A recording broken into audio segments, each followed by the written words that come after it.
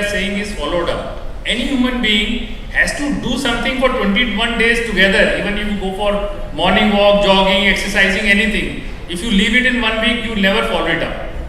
So they ensured that it happened, and it took them 2 years, and they ensured that all systems and processes are followed. I think that's the importance of when we are talking about process and technology. You have best technology, best processes, and you implement so that it becomes a way of your working, way of your life. And client also wants, any buyer will say that you give me the product that I need and you give me consistently in time. He's not asking anything beyond that. And in morning also, you heard that major problem with most of the buyers, a buying house agent, he stood up and spoke about it. He said that the major problem from India is that we never get timely deliveries.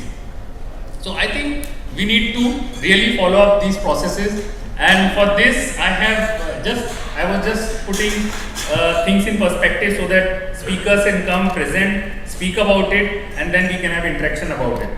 So with me, I'll introduce my eminent panelist here.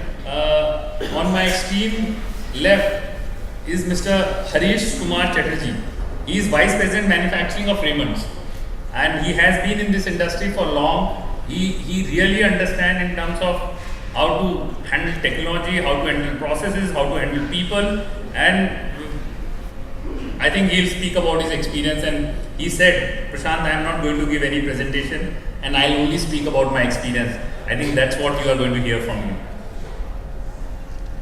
Then I have on my extreme right is Michael, Vice President Sales and Marketing IDE projects, and they are majorly into all kinds of water treatments, zero discharge, CTP, so all kind of industrial water discharge are treated. And I know, and all of us know, as part of new industry to be set up and as well as existing industry, today you can't set up industry without zero discharge. Most of the states are coming to that. I think these people, you will have a major role to play to really ensure that these technologies are implemented right and sustainably. I think this is what he is going to talk about today. After that, at the center is Casper, and I have seen him talking at many conferences, whatever he speaks about, because he is talking about waterless dyeing. He is managing director of Daiku Asia and is based out of Ho Chi Minh City in Vietnam. And just think of waterless dyeing, and then you don't need any zero discharge, right? So it's a concept which immediately gets connection and catches on with people.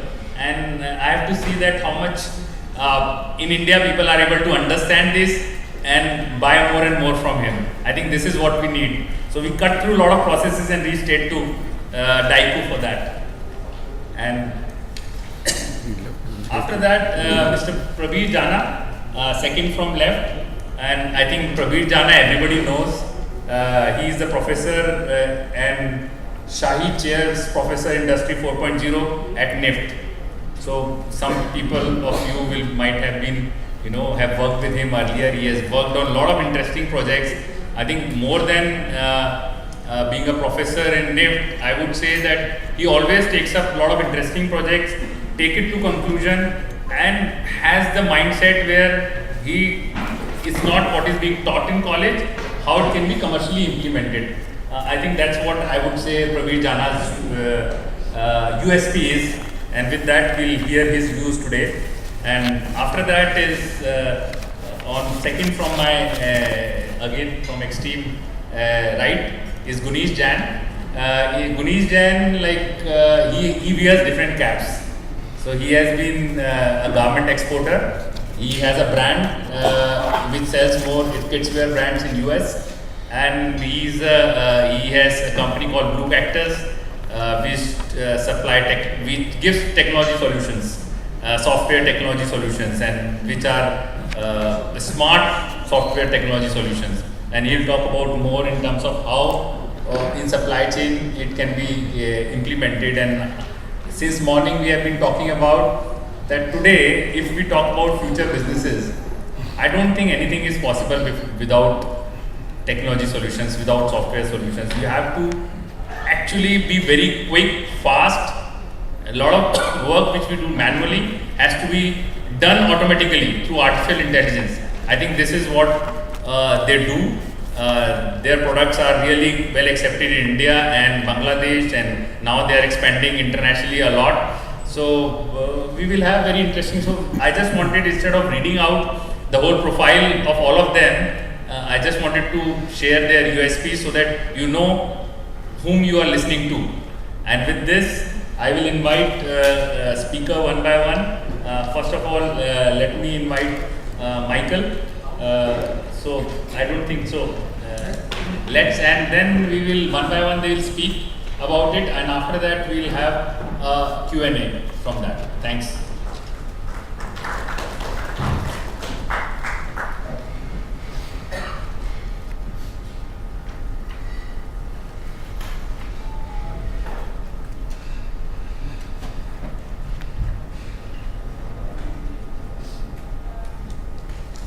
Okay, so good afternoon, everybody. Thank you for the opportunity to attend and be part of this panel. As I was into, my name is Michael, and I come from a small country in the Middle East called Israel. You can hardly see it on the map, I guess, because we're really small, and we don't have a textile industry in Israel, but we also don't have water. So since we don't have water and we are in the desert, we have, since 70 years since we got independence, been developing water technologies and water efficient technologies. That's what we have been doing. These technologies were aimed at saving water, recycle water, reuse water, and desalinate seawater. We are, as I said, kind of a hub for water technologies or water efficient technologies. We have many companies in Israel, and you might have heard of some of them, like Netafim, which is a drip irrigation company. Their logo is grow more with less water. And all these companies that you see come up, these are all companies that were set up and aimed at the efficient use of water, which is something that, as I said, as a country, we never had. And IDE Technologies is the company I'm with for the last almost 30 years. We also have been, we started as a seawater desalination company, and we evolved into a one-stop shop for all water treatment, reuse, and recycling. And here I want to say I'm with Casper. I want everybody to not use water. It's gonna maybe take out some of our business, but that's a sustainable way. And that's I think what we need to talk about, sustainability. Today the buyers and the clients, the population is much more aware of water and water use, about sustainability and the need to conserve water. I recently came across this database or this graph that you see here of the companies, big companies that have a sustainability or water sustainability goals in their plans. You can see that food and beverage and that kind of companies, they have 40-50% of them have that kind of goals in their plans. And you can see that textile, only 3% of the companies, not all the companies in the world, but this is an average of 3% of the companies in the textile industry have water sustainability goals to reduce the use of water in their plants. And this is what needs to be changed. Okay, so waterless dyeing can be one of them, but until everybody is using that technology, we all need to look how to conserve water, reuse, and recycle water. Now, I was impressed to hear that everybody here, or not everybody, but almost everybody knows what zero liquid discharge is. So yes, zero liquid discharge is actually recycling and reusing 100% of the water that you use in your processes. And today, most of you probably have water recycling plants in their factories, and you reach some recovery, maybe 60-70% recovery. But there are now technologies available, not only with my company, but many good companies in the world, that you can reach much higher recovery rates, so you can recover not only 50% of the water that you treat, but you can recover up to 90% of the water that you treat, and then you can go all the way to zero liquid discharge, which is again, now, these days, very expensive, but costs are going down, and then regulations and sustainability will basically, will need to embrace those technologies. And I know that in India, in some of the states, you do not get a permit to a factory if you don't have a recycling plant, and even zero liquid discharge technology in your plant. So everything, again, the technologies are based on membranes, like bioreactors or reverse osmosis, and the technologies are based on thermal desalination, thermal technologies like evaporation and crystallization, so you can get all the way down to zero liquid discharge. That's the idea. That's the main goal, I think, of all the industries. I'm just showing a couple of technologies that will allow you with your plants, with your RO plants, with your treatment plants to reach recoveries of 90%, 85-90%. Again, at a cost that is variable by the technology, by the industry.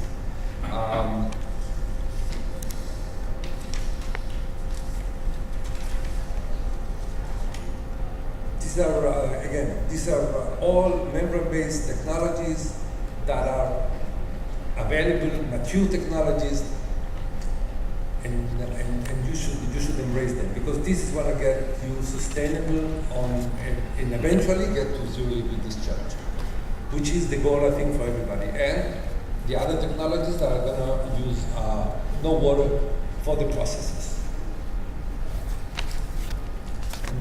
That's it. Thank you, Michael. I think we'll have Q&A afterwards, but I think it's very important. We as an industry has to understand all available technologies for water treatment and take our wise decision on a long-term basis, because this is something which is need of the hour and has to be done from that perspective. Thanks, Michael, and we'll have Q&A later. Now I'll invite Gunish for his presentation, and let's listen.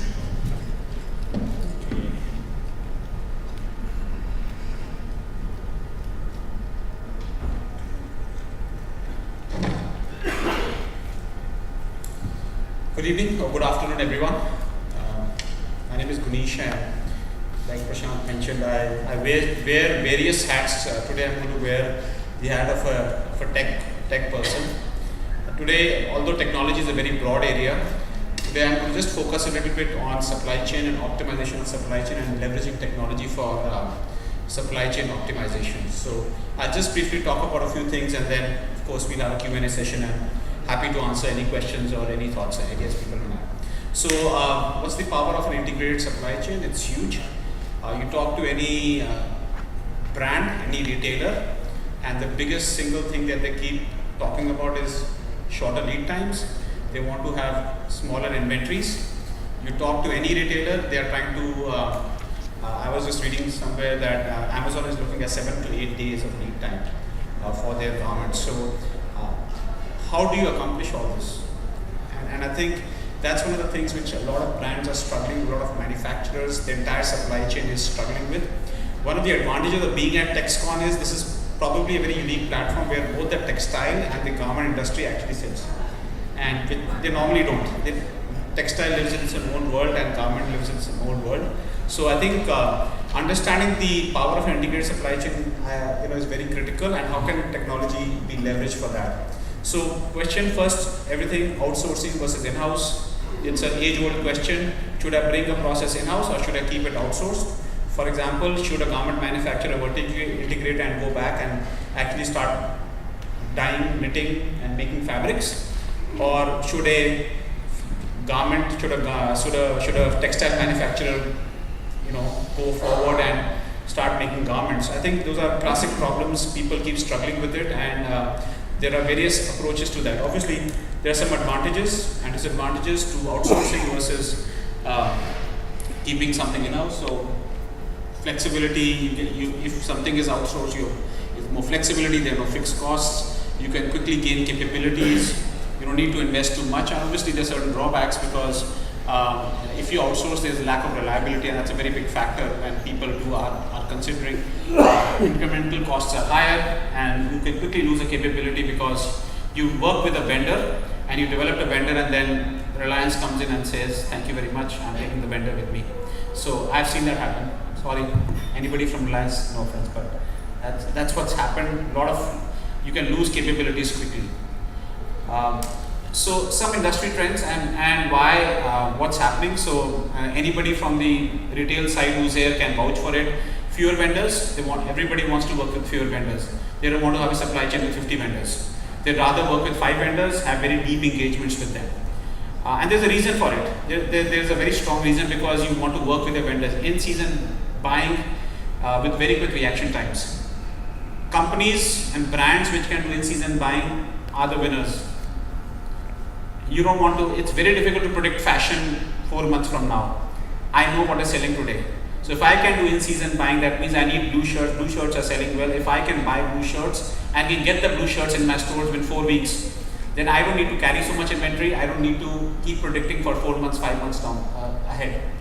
So very, very important trends, and this is what's driving when you go to customers. And it's important for the textile chain to also understand this trend. And people in the industry would probably be familiar with it, but I think the whole driver of it is inventory, and of course the other driver of it is Instagram, which is changing fashion every day. So today the fashion is not decided by the catwalks in Milan or New York City, they're being decided on Instagram. So that's creating a lot of uncertainty in the supply chain. Fashion has become very unpredictable, like I said. So if a girl clicks, or Kim Kardashian clicks a photograph of herself in a particular dress, it sells out. Now who can predict what Kim Kardashian is going to wear tomorrow? Very difficult, right? So that's what fashion, that's how it's being decided upon. And that's why it's creating unpredictability in the supply chain. Finally, we can no longer work as RMG and textile in silos. And it's been traditionally the case.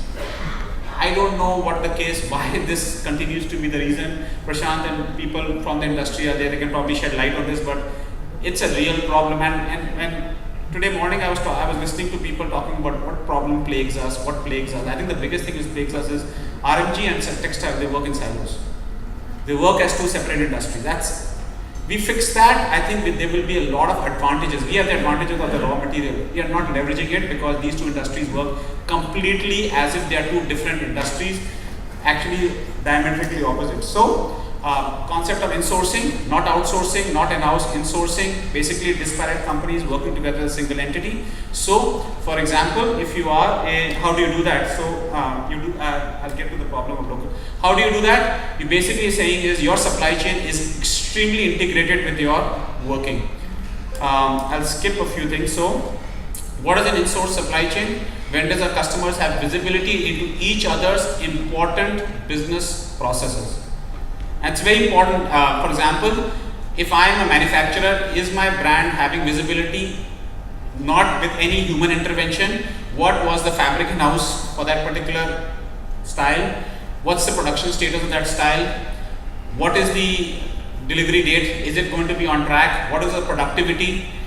These things, information, pretty much if you look at the supply chain, is all being communicated either on phone or through emails, and a lot of time is being wasted. And a lot of times you talk to any merchant of any brand, and I mean, we did this study where they said they don't believe 80% of what the vendor is telling them. I mean, it was a shocking number to me. I hope the number is better, but this is some of the numbers which are coming, that if a manufacturer vendor is telling me, this is the status, I need to double check it all the time to make sure it's close to reality. Okay, so pre-negotiation. So how do you build an in-source supply chain? You have pre-negotiated rates capacity utilizations with brands is agreed upon. I've put it in a different color because it's one of the biggest challenges manufacturers and textile mills have. So let's say I'm a manufacturer, I talk to a fabric mill, I talk to Bardhaman and say, hey, I need 10,000 meters of this. What is their objective? Their objective is local maximization. I mentioned that briefly in the previous slide. So what they are trying to do is say, I want to maximize the utilization of my factory because I've spent hundreds of crores.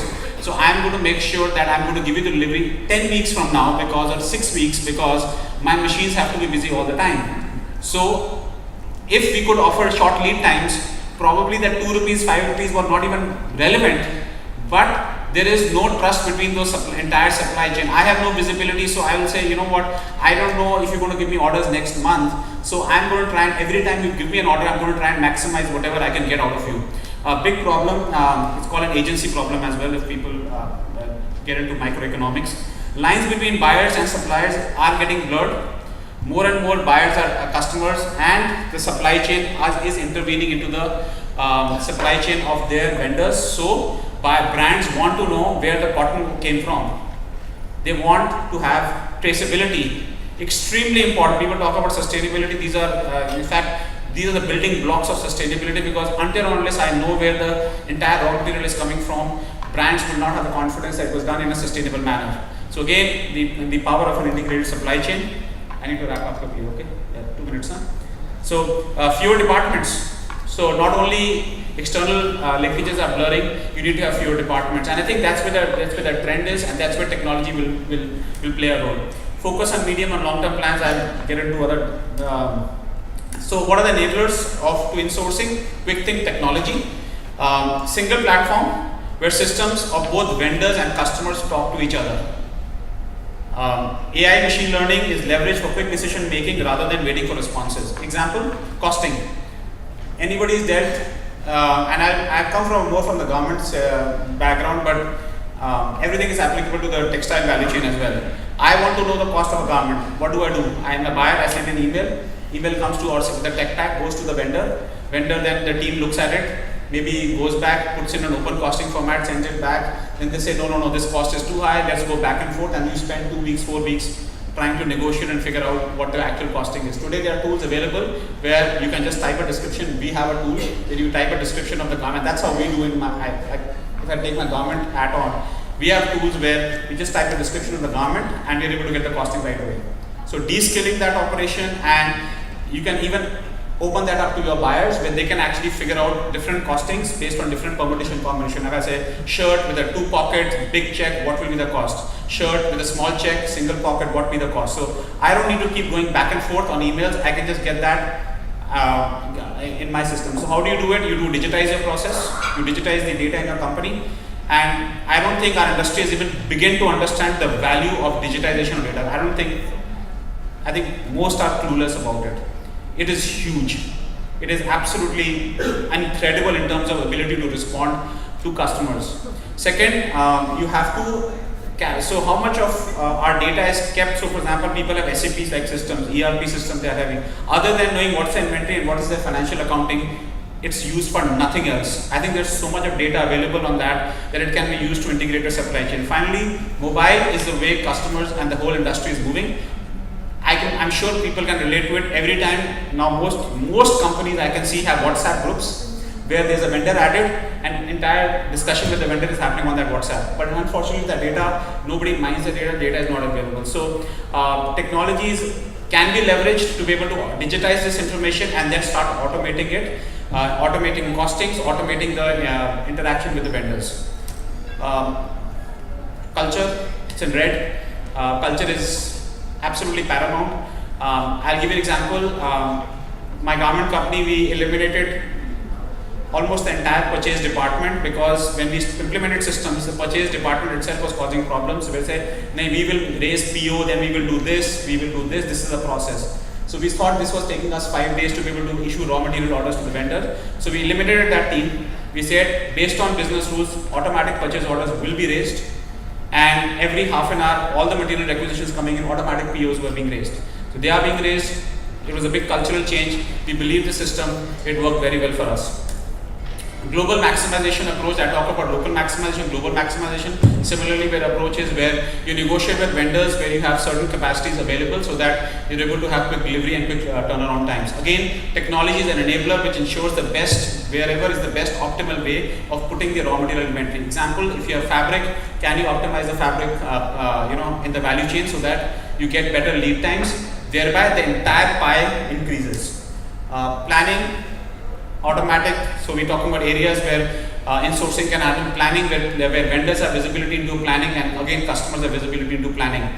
Areas where vendors and customers can actually provide you feedback and say, hey, I see your capacity is available here, this is what I would recommend, this is what we could do.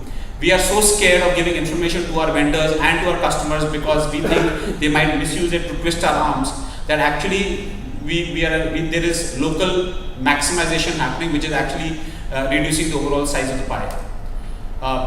Lastly, finish it off, what are the benefits of insourcing, which is technology enabled? You don't have fixed costs, you get the benefits, you have incremental costs are lower, you have high visibility into your supply chain as well as forward and backward, you have fewer surprises are killers, they actually kill the business. You have a partnership approach and you have lower lead times with better quality. In fact, if you give visibility to people, you eventually, time and again, you'll figure out you get better quality. That's it. Thanks. And good afternoon, everybody. Today I want to talk about something completely different. Instead of talking about using less of something, we're talking about using it not at all. Let me start by saying that we don't believe that we will eliminate, for example, mindfulness business by being the only technology available. We believe that in the future, and also now, you already have synergy between technologies. Waterless technologies will not be the only technology available. There are other technologies that might be not as good serving the purpose, but they can all exist in, let's say, in parallel together in the same factories even, and there will always be a need for water in the dye house. Even with our technology, we still need pre-scouring of fabrics, so you still need to have a post-treatment of water. Even with your pre-treatments, you still require water in most cases, so you still require to have a wastewater treatment, but we do believe that technology should contribute to the global drive to use less water and less chemicals. And why is that? Well, if you look at this chart, this is actually showing the availability of fresh water for the coming 5 years. If you look to the left of the chart, you will see that everything looks nice and blue. So that actually means that most places in the world have enough fresh water available for the industry and for people to live on. If you then look to the right, there you see that parts of this chart are turning orange and actually showing that there won't be enough fresh water available, not only for the industry, but also not for people. And if you look at the global textile industry, it consumes about 20% of the industrial water usage that we all need to dye our fabrics, to scour our fabrics, to post-treatment our fabrics. So we need to change, and something has to change because in a global economy as we are, supply chains become global. We live in a part of the world, I happen to live in Ho Chi Minh and before that in Taiwan, and here in India and in Vietnam and also in Sri Lanka and Bangladesh. That is where the majority of the textiles are produced in the world, including China. This is also the part of the world where 2/3 of the world population lives, and this is also the part of the world where we have the biggest problem with the availability of fresh water. So we need to do something. And to link it to the topic at hand today is, I was also part of the Textile Conclave in January at the Vibrant Gujarat, and we spoke about growth in the industry. And growth is good. Growth should be good. India has this drive to create 1 million jobs a month, which is good. But you cannot grow enormously without compromising something, and that is often the environment. The availability of fresh water, resources for the population, industries creeping up to the cities instead of having industry parks far away from cities. The cities actually start overgrowing the industry parks. We've already seen that in Vietnam, but parks are being built dozens of kilometers outside of Ho Chi Minh, but the city already creeps up to it, and in a couple of years we live in the industrial zone. So what we believe and what we think should happen is that sustainability should be always factored in growth, but in a lot of cases it is seen as an inhibiting factor to go forward. You need to comply with all these rules and regulations, and that doesn't help in growth. But you can also turn it into an opportunity. And when you talk about countries like Vietnam that has to grow enormously over the coming years, and also India, if you turn sustainability in a business and actually make money out of it and create it as a value, then you don't need to compete on cost. The run for the low-cost areas is a very easy one, because after India you will go to Bangladesh, and then after Bangladesh you will run to Africa, and that will continue going. And that means that if that happens, basically you disinvest in all the supply chains that you have built. But if you create something that is based on added value, that is based on novel and innovative technology, and on a sustainable proposition, it is not easy to move that, and you will keep a competitive advantage for decades instead of just a few years where everybody will run to the next low-cost area. So what will we do to actually help in doing that? So Dyco did something completely different. We didn't look at using less of something, but we said we don't use it at all. So we said we don't use any water, we don't use any chemicals when we dye polyester. The way we do that is by using supercritical CO2, or CO2 dyeing as most people know it. We use CO2 as the carrier to transport the dyes to the fabric, and after dyeing, we take the fabric out and it's dry.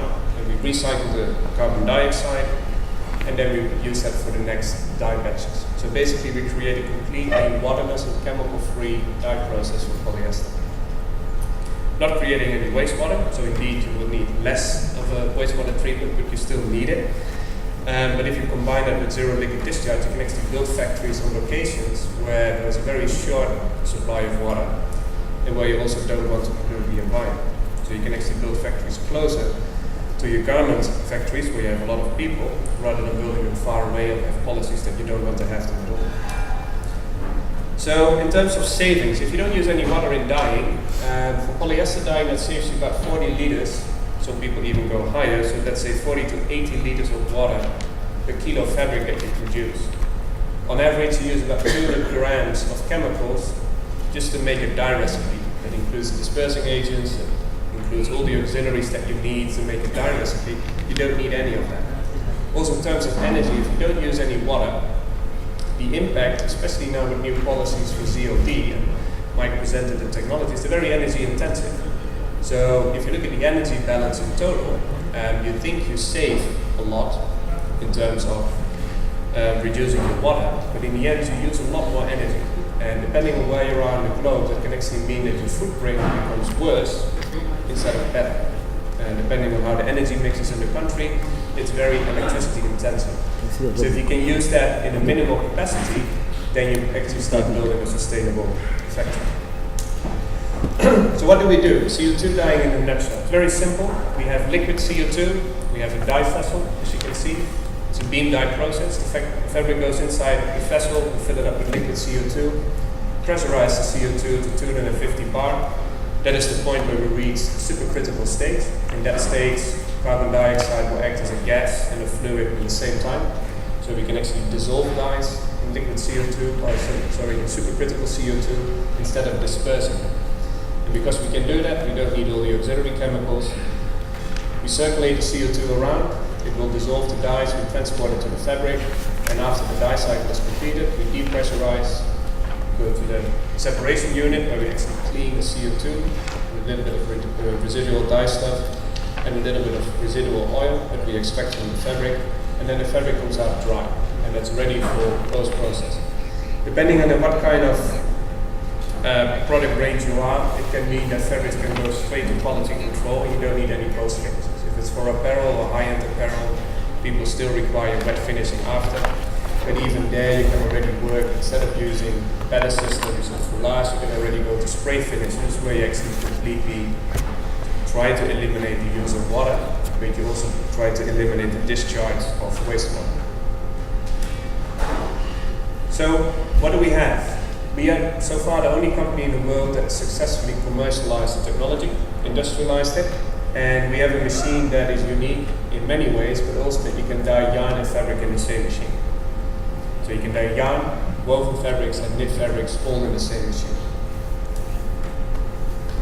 On average, our machines do 20 to 24 dye batches a day. This is a little schematic overview, where you see on the back you see the tank with the liquid CO2, and in the front you see the 3 dye vessels. They work as independent die vessels with a capacity up to 200 or over 200 kilos, on an average of 20 to 24 die batches over the whole machine, so up to 8 die batches.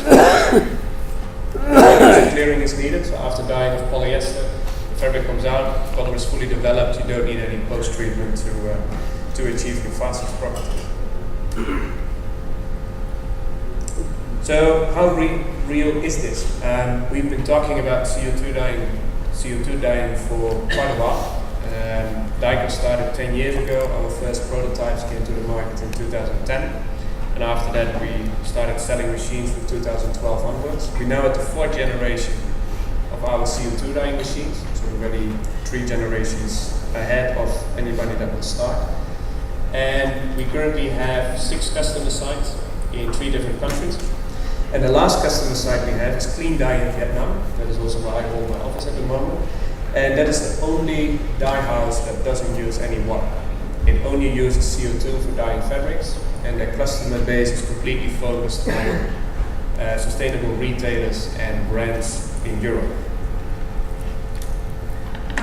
Here's an overview of the customers we currently have. TEXCON started off with Nike and IKEA as an investor. So our supply chain is naturally oriented towards the sports apparel business and footwear business. And at the moment we see what opportunities we have outside of the regions of Taiwan, Thailand and Vietnam, where the current customers are. And we believe that the opportunities now lie in Bangladesh, Sri Lanka and also India. We've been working quite a while in India, including with Raymond, Arvind, Reliance on introducing CO2 dye to the Indian industry. We need to have an example that this industry can actually take up such a novel technology and actually lead by example, and we can convert this industry into a sustainable industry that leads. Because if you want to tap into the global market for polyester, the export market, you will have to deal with international brands and retailers, and they drive on sustainability. If you can turn that into an advantage, you can outrun countries where you currently compete with. So what is the market thinking about this? Well, the market is very active in saying that they are sustainable. They have some high sustainability goals. If you look at the big brands, everybody needs to drastically reduce their water usage, chemical usage. And these brands listed here, there's many more that we cannot list there out of confidentiality reasons. But these brands actively are branded as using CO2 dyed fabrics, or they use it to obtain their global sustainability goals in terms of water reduction and chemical reduction. And these brands all source in India as well. They do that for the local supply chains, and I think that's a big opportunity for Indian mills to actually tap into that, because once you're in the supply chain, you can also start looking at working on exports. Last but not least, nothing will happen if there are no dyes. And it happens to be that our long-lasting partner is Colotex. Colotex has been with us for the last 15 years. We've developed with them the first dispersed dyes that work in CO2, and we still work with them today. They're now the largest supplier of CO2 dyes in the world, with over 23 dyes, and also Achroma, Huntsman, and Dye are still supplying specialty dyes or specific parts of the dye gamut that Colotex is not doing. So we will invite you to join the revolution, and this is the dye house of the future. We invite you to come, if you happen to be in Vietnam, to come and see us in the dye house that we have there, because that is the standard for dyeing for the future. Thank you very much. Any presentation or anything, and I'm also not going to say what we have done and many things, but how we have done, that definitely I'm going to tell. And I am working with Raymonds, and I am fortunate enough to work with an organization which is actually maintaining their reputation on quality, on product, and on at least product wise and the quality wise in the market since last 90 years. And I am part of that product manufacturing in last 35 years. So I can only just tell how and what we have done this. And because it is a forum where we talk about Industry 4.0, which is a present current scenario. It is the trend. It is the requirement. And in fourth industrial revolution, It is said that when we are connecting physical, digital, and biological sphere, then only we can get success. So in the way, like in our organization, since last so many years, we are very close to innovation.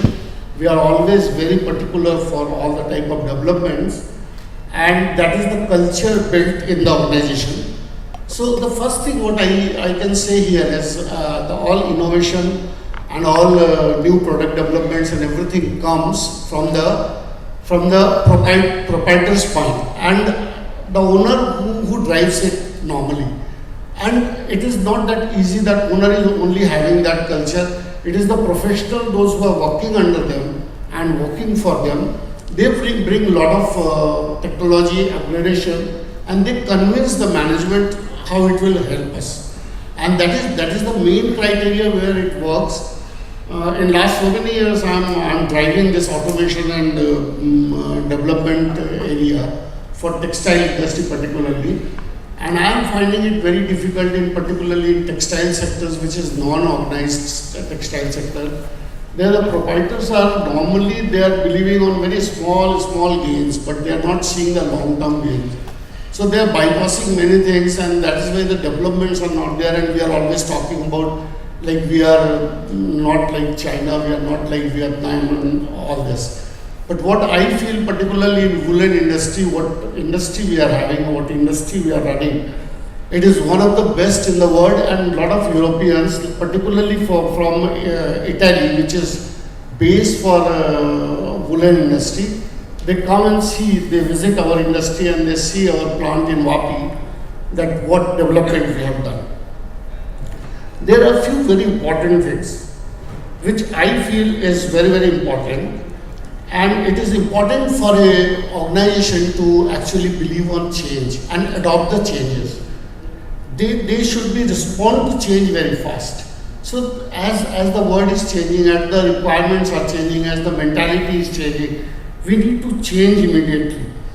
There are a lot of things like long back when we were not concentrating much on water treatment, and we are able to throw our effluents outside the factory, or we can drain it on the sea or river. It was a different story, but now it is a zero discharge. So what we are also seeing, like the technology we are running behind, which can give us that support. And such type of things, such type of innovations and things are required to always drive the change. There are a lot of certification, like ISO certification, which is very important when you are driving any innovation, or you are driving for Industry 4.0. You should have all that certifications, which is very necessary for any industry to have. Lot of digital technologies has come now, and like digital technology, processes and products, if they all can come together, definitely we can get a better results. I can give an example, like we are having a factory in Chhindwara, which is producing around 55,000 meter woolen fabric per day. And we have a factory in Vapi, which is producing around 70 or 80,000 meter fabric per day. And if you see the workmen, number of workmen, Chhindwara is having around 3,600 workmen. In Vapi, we are running the plant with only 1,200 workmen. And the entire process is far superior and automated than Chhindwara. And the product quality is far superior than Chhindwara, because there are a lot of, there is very less manual interface. Things are moving by their own. A lot of technology we utilize there, and a lot of AI systems. So we are like in Industry 4.0 in the middle way of that. And in Vapi plant, we are systems are working like that. We are also working with Mr. Casco for zero water dyeing. We have already reached up to a level polyester and all. He is working very hard with us for the wool dye process, which is actually our main business. In this process, it is very necessary to also have training for your workmen. Those who are now qualified, we can get very easily, we can get 12 pass or graduate workers, and we can utilize them, we can train them for operating very high quality and efficient machineries. We have all the latest technology, whatever available in the market, which we have now.